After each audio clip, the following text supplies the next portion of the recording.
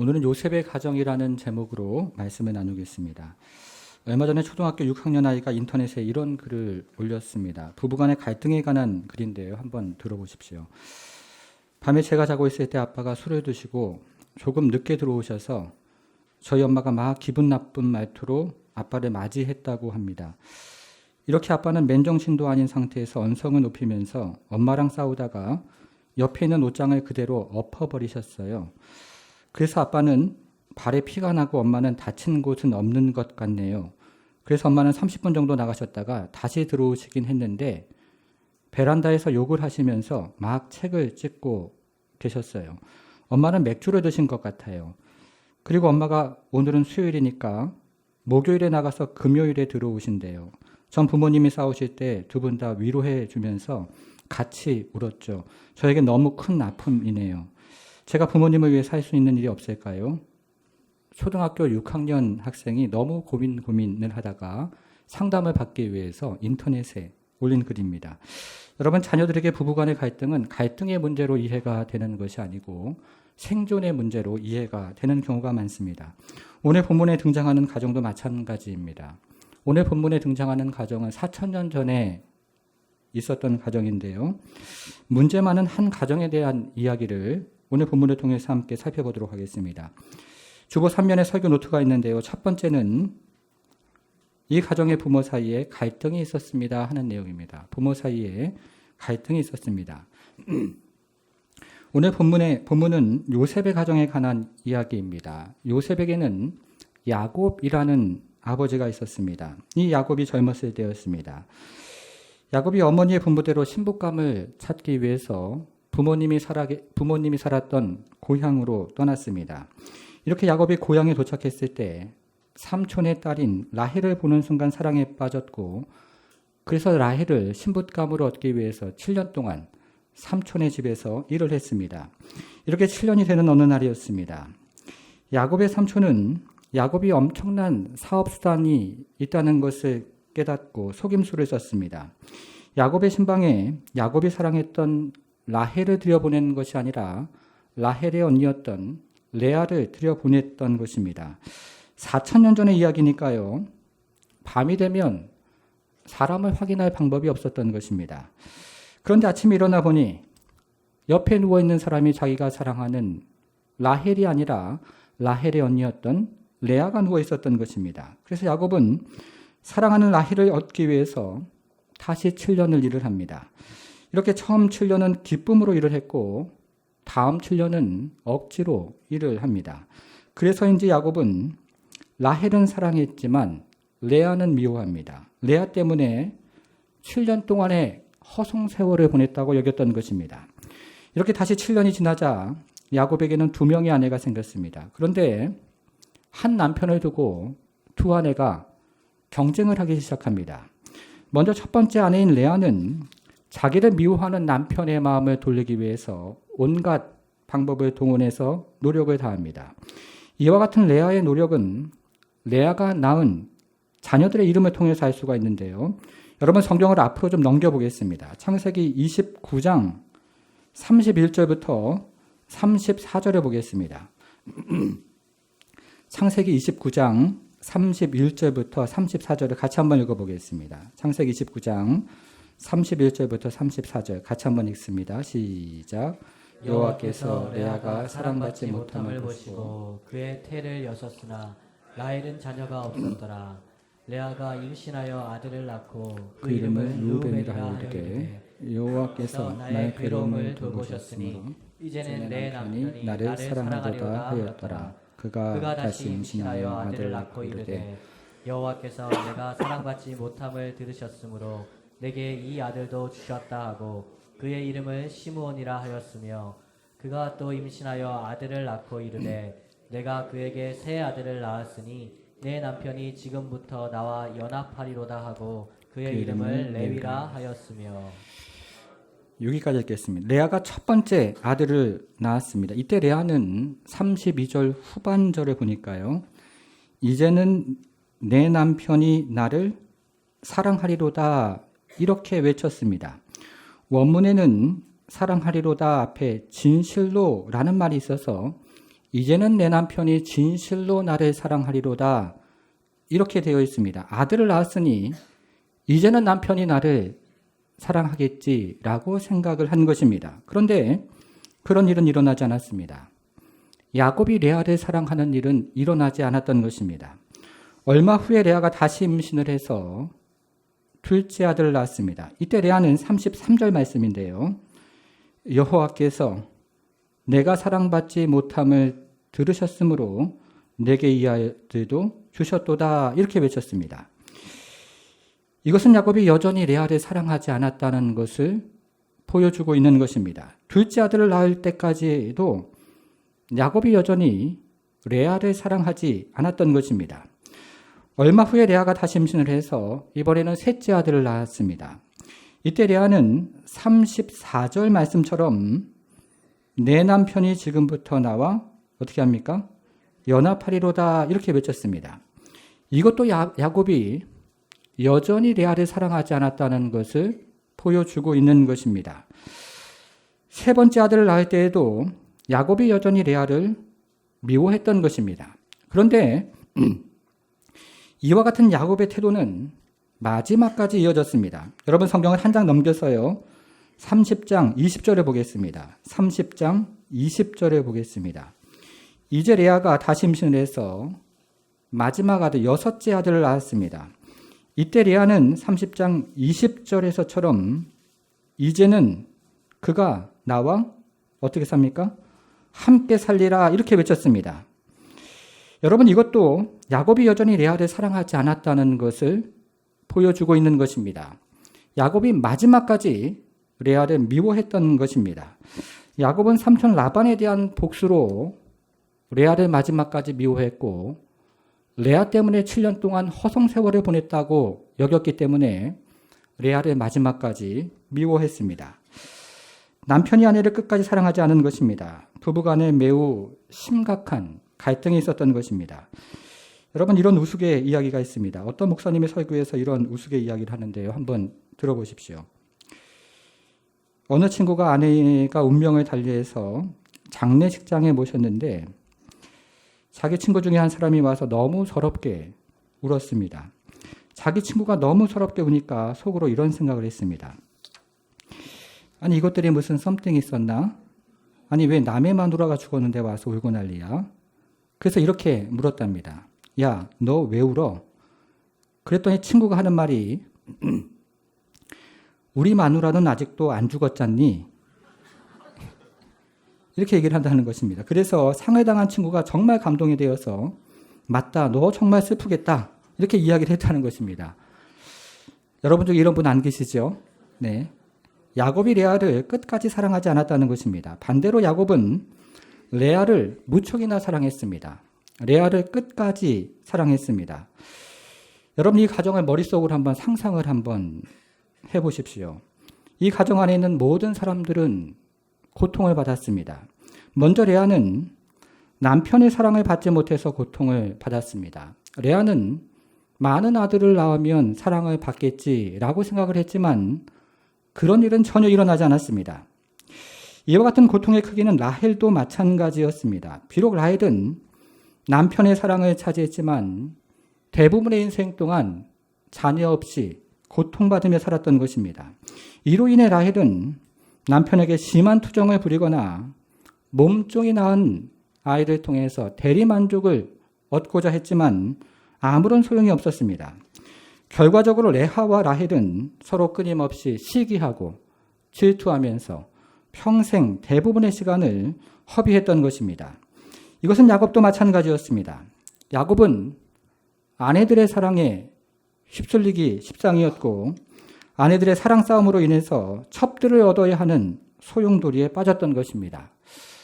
여러분 이 가정 안에는 누구 하나 행복한 사람이 없었습니다. 이 가정 안에는 모든 사람이 불행했던 것입니다. 여러분 그러면 이 가정을 통해서 뜻을 이루는 사람은 누구일까요?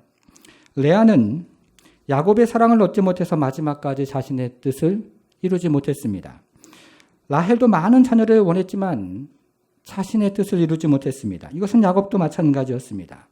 야곱은 이런 계산을 하고 저런 계산을 했지만 야곱의 계산은 대부분 실패로 돌아갔습니다. 이 가정에서는 누구도 자신의 뜻을 이루지 못했던 것입니다. 그런데 이 가정에서 자신의 뜻을 이루어가는 분이 계셨습니다. 여러분 다시 29장으로 가서요. 29장 31절을 보겠습니다. 29장 31절을 보겠습니다. 29장 31절에서 여호와께서 레아가 사랑받지 못함을 어떻게 하십니까? 보시고 라고 이야기합니다. 여기 한번 표시를 해보겠습니다.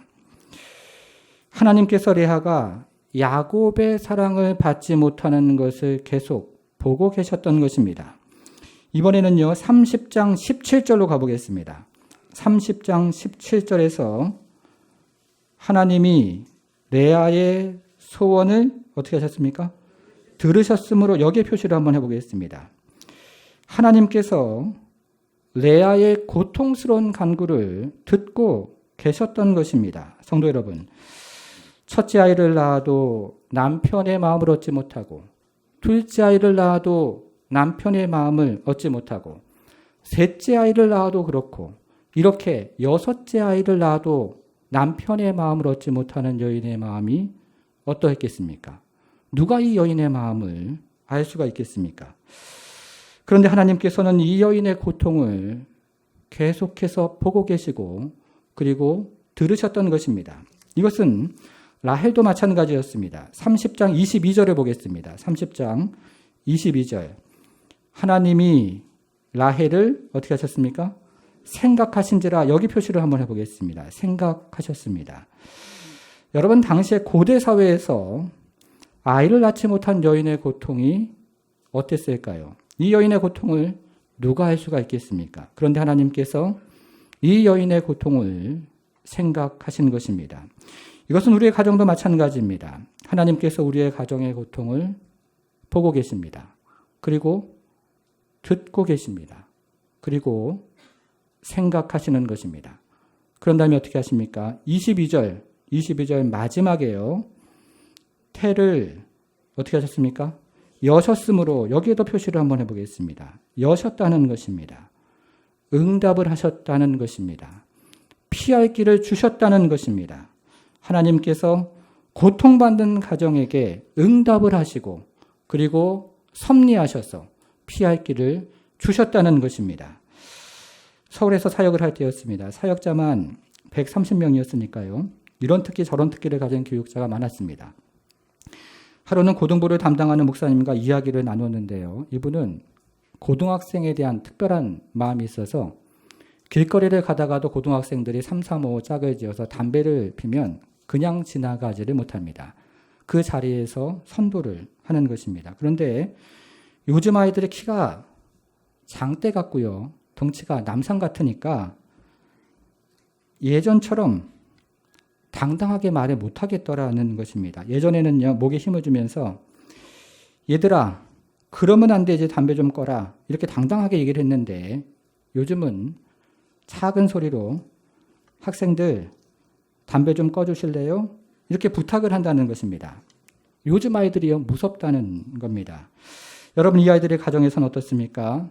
집에 들어오면 자기 방으로 들어가서 문을 닫습니다. 그리고 나오질 않습니다. 집이요, 단지 하숙방입니다. 하루에 말 한마디 건네는 것도 어렵습니다. 그런데 이런 아이들 데리고 부모는 어떻게든 무언가를 해보려고 애를 씁니다. 여러분, 그런데요, 기억하셔야 합니다. 아빠의 뜻대로 되는 가정이 없습니다. 엄마의 뜻대로 되는 가정도 없습니다. 아들의 뜻대로 되는 가정도 없고 딸의 뜻대로 되는 가정도 없습니다. 그러면 누구의 뜻이 이루어집니까? 하나님의 뜻이 이루어지는 것입니다. 하나님께서 가정을 보시고 들으시고 생각하십니다. 그리고 때가 되면 열어주시는 것입니다. 결국 이 가정을 통해서 이스라엘 12지파의 조상이 되게 하십니다. 성도 여러분, 남편 때문에 고민하는 가정이 있고 아내 때문에 고민하는 가정이 있습니다. 자녀 때문에 고민하는 가정도 있습니다. 그런데 기억하셔야 합니다. 하나님께서 우리 가정을 보고 계신다는 것입니다. 하나님께서 우리 가정에서 일어나는 모든 소리를 듣고 계신다는 것입니다. 그리고 하나님 생각하십니다. 그리고 때가 되면 라헬의 태를 열어주시고 레아의 태를 열어주셨던 것처럼 응답하신다는 것입니다. 인도하신다는 것입니다. 사랑하는 성도 여러분, 우리 가정이 그런 가정 되기를 바랍니다. 두 번째입니다. 두 번째는요, 자녀 사이에 갈등이 있었습니다. 이 가정에 자녀 사이에 갈등이 있었습니다. 이렇게 요셉의 가정에는 부부 사이에 갈등이 있었습니다. 그런데 보통의 경우 이 부부 사이의 갈등은 자녀 사이의 갈등으로 결국 이어집니다. 성경을 뒤로 넘겨서 창세기 34장으로 가보겠습니다. 창세기 34장 1절부터 5절을 같이 한번 읽어보겠습니다. 창세기 34장 1절부터 5절을 같이 한번 읽겠습니다. 시작.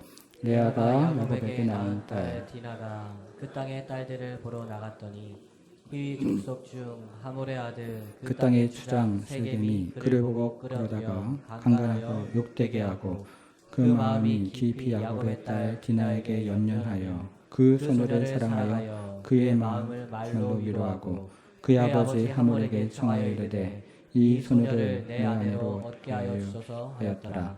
야곱이 그 딸 디나를 그가 더럽혔다 함을 들었으나 자기의 아들들이 들에서 목축함으로 그들이 돌아오기까지 잠잠하였고. 야곱이 고향인 가나안으로 돌아와서 정착을 할 때였습니다. 그런데 가나안 땅에 오래 살고 있었던 세겜이라는 가나안 사람이 야곱과 레아 사이에 낳은 딸인 디나를 강간하는 일이 발생을 했습니다. 그러자 이 일로 인하여 디나의 친오빠들이 매우 분노하며 이를 갈았습니다. 특히나 디나의 친오빠였던 시므온과 레위는 세겜 집안의 남자들을 칼로 쳐서 죽이고 그 성읍의 여자들과 아이들을 사로잡고 가축들과 그리고 물건들을 약탈했습니다. 동생이 강간을 당하자 몇 배로 복수를 한 것입니다. 여러분, 그러면 이때 아버지 야곱이 보인 반응은 무엇입니까? 5절 마지막을 한번 보겠습니다. 5절 마지막을 보니까요, 잠잠하였고 라고 이야기를 합니다. 야곱은 디나의 강간 소식을 들었을 때에도 잠잠하였고, 그리고 그 이후에도 아버지 야곱은 잠잠하였던 것입니다. 물론 이유는 있습니다. 가나안 땅에서 야곱의 가족은 아직 숫자가 작은 그런 이방인이었기 때문에 이 일이 가나안 족속과 야곱의 가족 사이의 싸움으로 번지기를 원치 않았던 것입니다. 그러나 이 같은 야곱의 냉정한 태도를 보고 디나의 친오빠들이 매우 강하게 반발을 했습니다. 만일에 디나가 레아의 딸이 아니라 라헬의 딸이었어도 이렇게 냉정한 태도를 보였겠느냐고 강하게 반발을 했던 것입니다. 여러분, 레아의 아들들은 아버지 야곱이 자기의 어머니를 무시하는 것을 보면서 자랐습니다. 아버지가 자기를 무시하는 것은 참을 수가 있는데 어머니를 무시하는 것은 참을 수가 없었던 것입니다. 그래서 이제 아버지에 대한 이 같은 불만이 아버지의 사랑을 독차지하고 있었던 라헬의 아들 요셉에게 쏟아졌습니다. 그래서 이 가정에서 가장 상처를 받은 사람은 바로 요셉이었던 것입니다. 물론 요셉에게도 문제가 있습니다. 요셉은 아버지 야곱의 과도한 애정 때문에 자연스럽게 자기 중심적인 태도를 가진 사람이 되었습니다.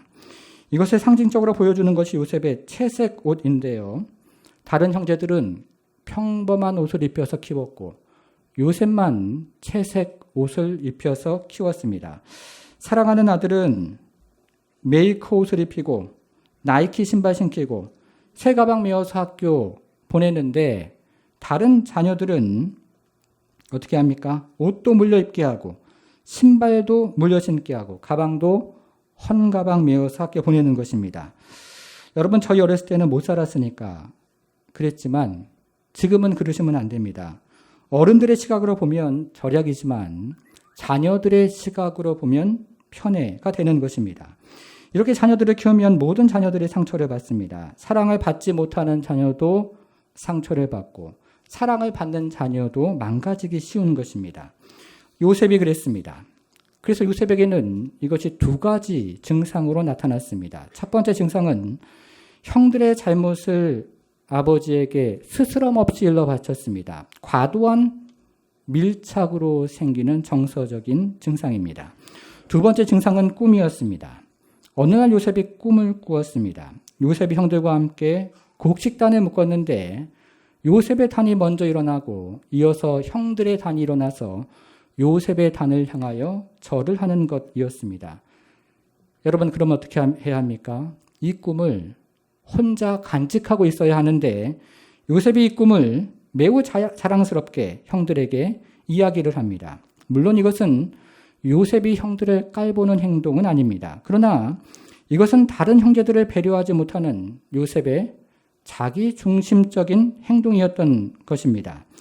야곱의 지나친 편애가 요셉을 자기 중심적인 성향으로 만들었던 것입니다. 그러던 어느 날이었습니다. 이날도 야곱은 요셉만 자기 곁에 두고 나머지 아들들은 집에서 멀리 떨어진 들판에 가서 양을 치게 했습니다. 그러다 문득 요셉을 형들에게 보내서 형들과 양들이 잘 있는지를 확인하기를 원했습니다.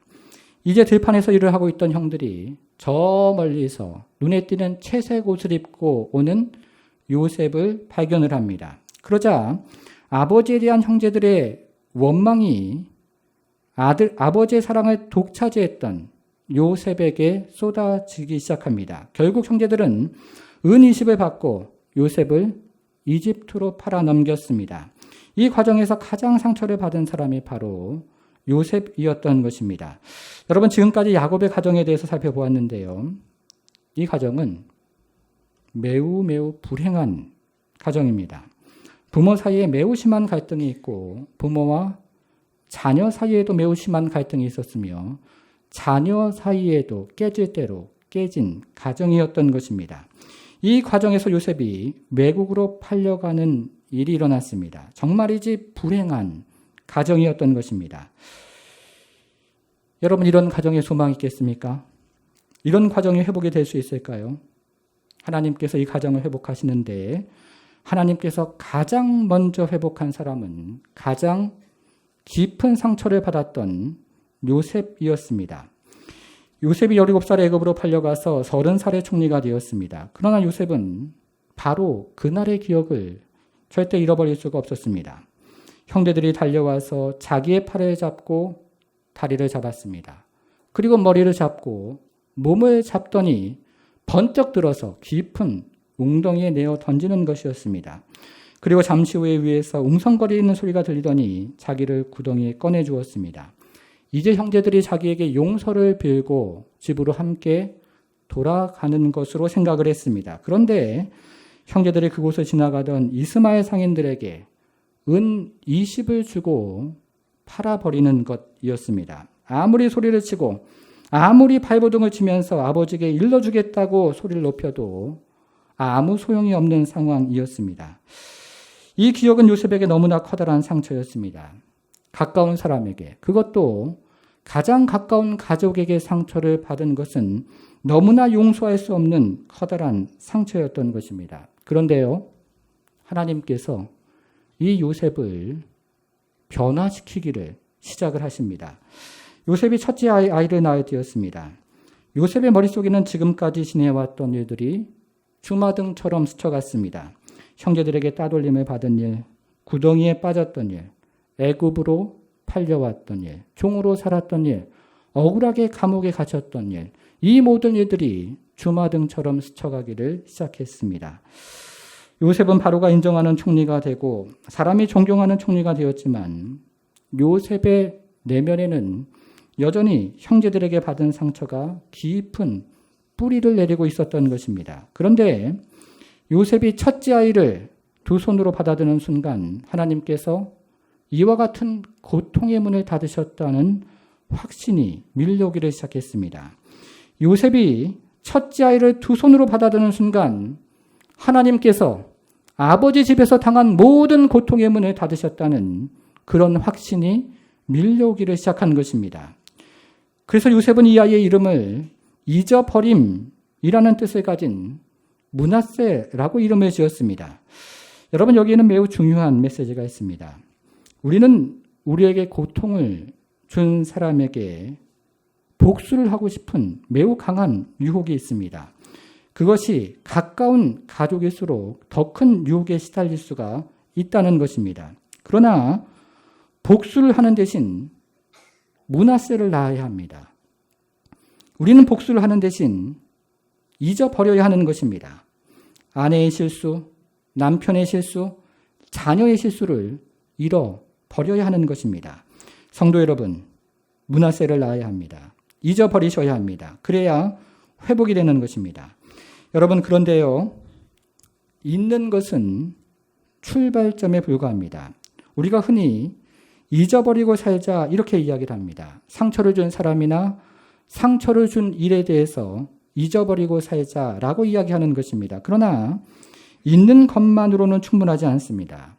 용서가 필요합니다. 이제 하나님의 섭리 가운데 요셉과 형제들이 애굽에서 다시 만났습니다. 그런데 첫 번째 만남에서 요셉이 형제들에게 마지막까지 자신의 신분을 감춘 채로 돌려보냅니다. 물론 많은 이유가 있습니다. 그러나 그렇게 자신의 신분을 감춘 채로 돌려보낸 가장 큰 이유는 잊어버리기는 했는데 아직 용서가 되지 않았던 것입니다.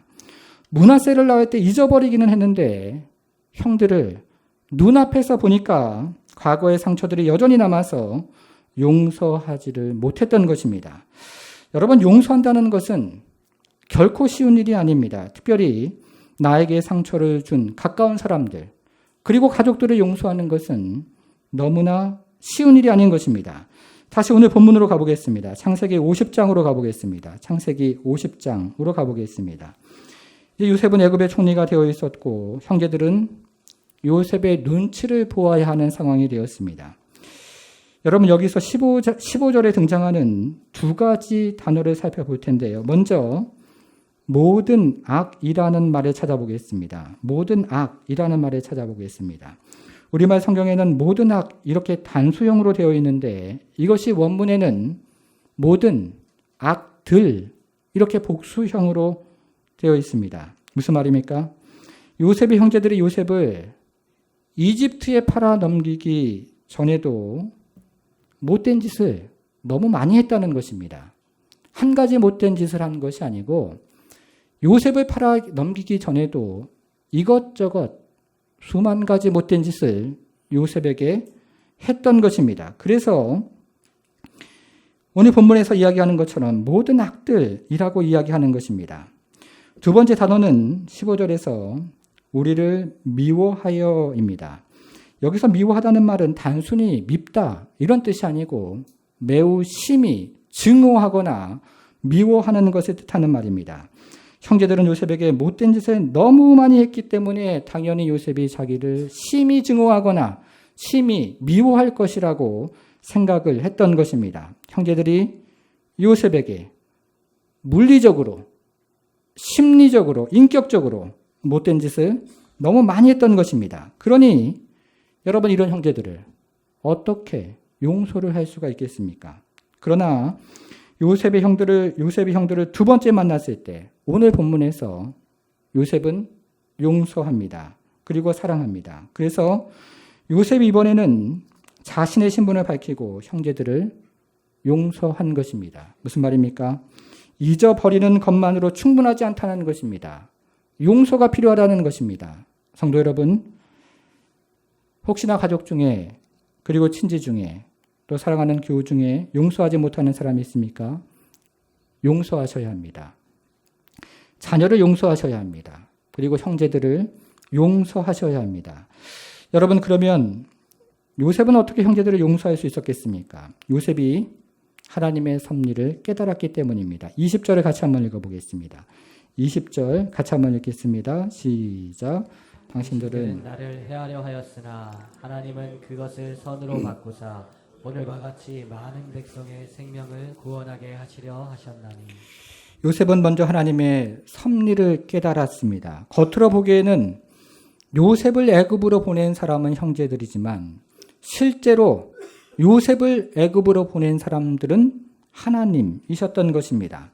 하나님이 생명을 구원하려고 요셉을 먼저 보내신 것을 요셉이 깨달았습니다.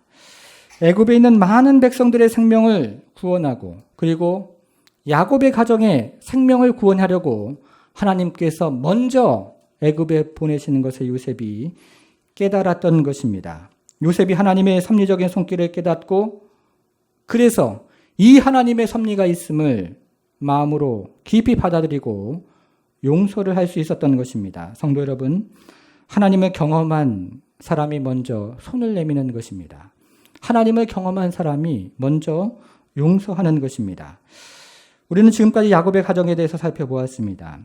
야곱의 가정은 너무 오랜 시간 동안 불행한 가정이었습니다.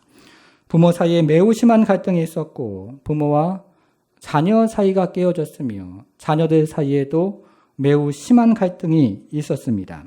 그리고 이 과정에서 모든 사람들이 상처를 받았습니다. 그러나 하나님은 이 가정을 향한 하나님의 뜻을 결코 마지막까지 철회하지 않으십니다.